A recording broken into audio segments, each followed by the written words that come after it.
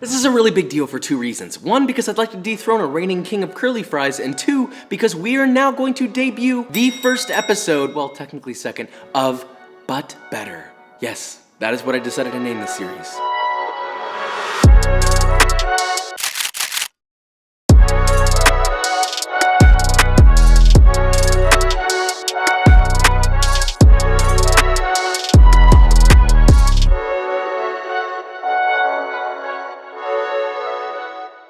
So like I said, this is episode 1, which this is the first official episode of But Better, which is a series where we will be taking the most coveted fast foods, the ones with the most cult following, and remaking them and doing our best to not only make them better, but making them better by using technique and proper cooking skills with real ingredients, none of the no cutting corners, completely from scratch. Really excited about this. That's a really long description. I think I've taken up all my time. You get the idea. We're making curly fries and we're gonna do our best to compete with Arby's. Now let's see who can win this, yeah?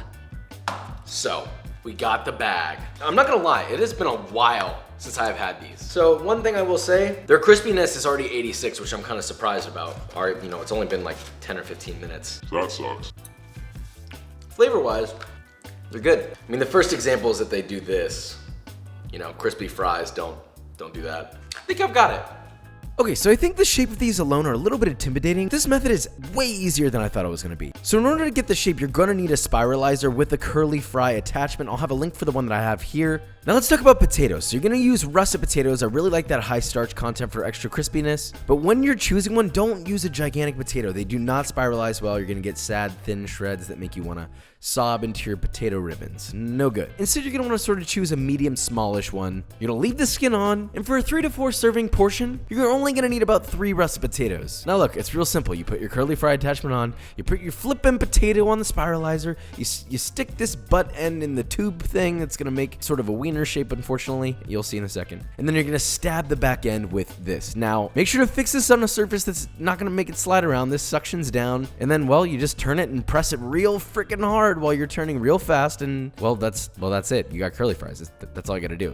What, do you think I was gonna have you pull your knife out and do this? Now, once you've spiralized all 3 of your potatoes, you're then gonna cover them with 2.5 quarts or 2.25 liters of warm water. And to that, you're gonna add 2.5 tablespoons or 25 grams of kosher salt. And then just mix that up and let them soak for 30 minutes. So this does 2 things. A, it helps wash the starch off, and B, it's gonna kind of brine them a little bit. You get some sort of salt penetration.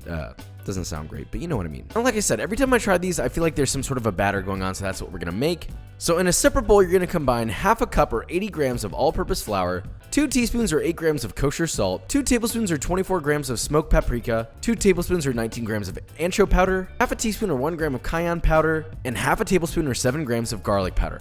Whew, all right, it's a lot of things. I got it. Whisk that together, and then carefully whisk in 1 cup or 240 milliliters of water until you got, well, sort of like a loose batter going there. Now, once you're done soaking, you're then going to fill a heavy bottom pot with frying oil. Now, this is a 5 quart. Oh, by the way, this is a new pot. Did you see that? Old Bessie is no more. It's a new one, so kisses to Bessie. Anyway, do not fill this more than a little over halfway. Now go ahead and heat that oil to 350 degrees Fahrenheit or 175 degrees Celsius. While that's heating, you can remove your curly fries from their soaking liquid and make sure to also cut them into manageable pieces. I mean, they're gonna be super duper long, so, cut them into reasonable lengths. Then just shake off the excess water and then place them in your bowl with your batter. Once all the fries are in there, give them a little toss, shake them around, coat them nicely and evenly. Okay, so now comes the frying part. Now these are gonna fry super violently because they're coated in a liquidy batter. So what do you expect? Water and hot oil, not your best friend. So please be careful. Now take a little bit of your fries out of the batter, gently shake off any excess batter, and then carefully lower them into your temp oil. And then you're simply just gonna fry them for about 4 to 5 minutes or until crispy and nice and,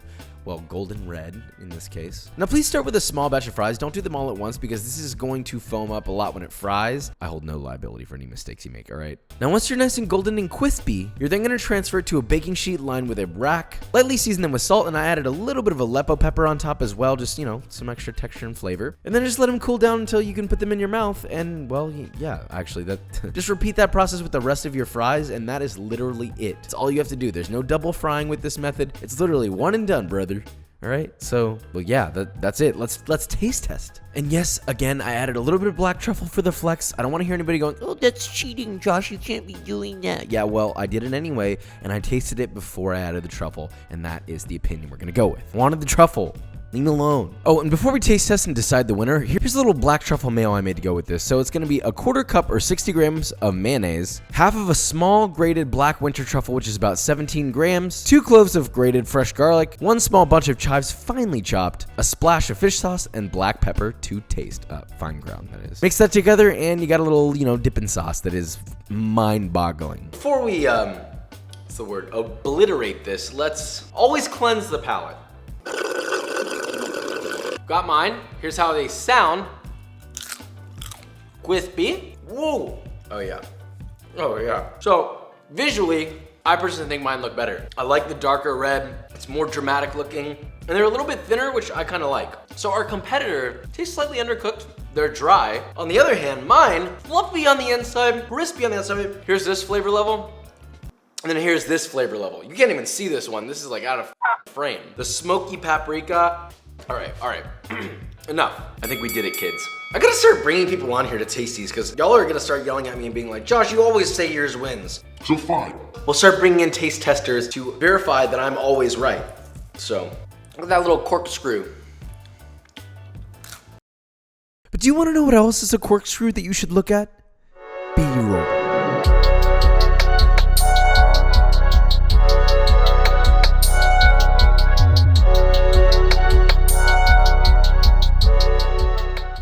Alright guys, and that is it. So, I really gotta bring some people on here to be taste testing this stuff because it's a little hard to take it seriously, but I mean, come on, like look at it. You eat with your eyes first, okay? And if your eyes say, ooh, daddy likey, daddy want yum yum,